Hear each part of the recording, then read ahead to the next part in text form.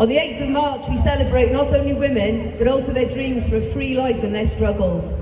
As this first quarter of the 21st century draws to a close, we see clearly how women have to take the lead in social liberation movements on all continents.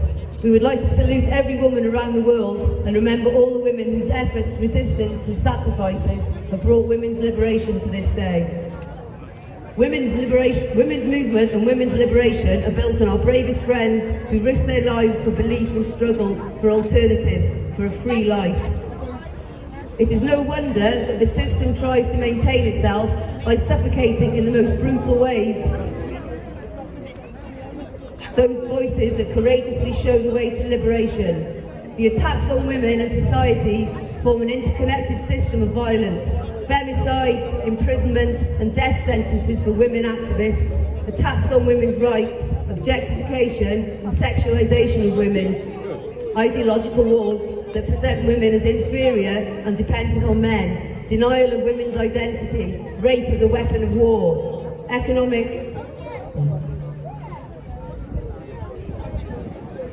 exploitation. Violence against women is part of the oppressive system in which we live.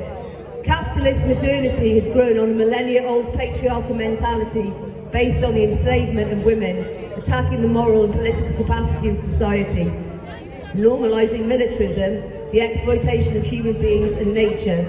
It divides society, cutting women off from society without limit in order to gain profits and power. We are witnessing the disastrous consequences of this system today as capitalist modernity faces a deep crisis.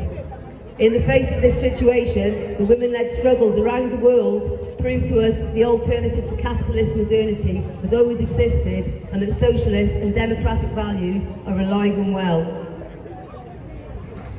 I'm just going to go to the end because I'm struggling. We're all aware that women are at the centre of these attacks because they hold the solution to the social problems facing humanity.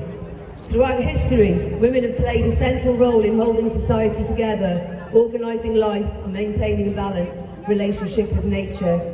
Today, patriarchal attacks are aimed at this social force that fights to defend life. Collective organisation and resistance are needed to repel the attacks of the system and build a free life.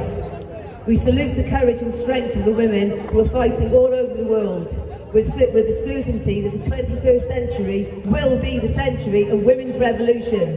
We celebrate this 8th March Day of Resistance. And again, shout it with us. Jin Jian Azadi! Jin Jian Azadi!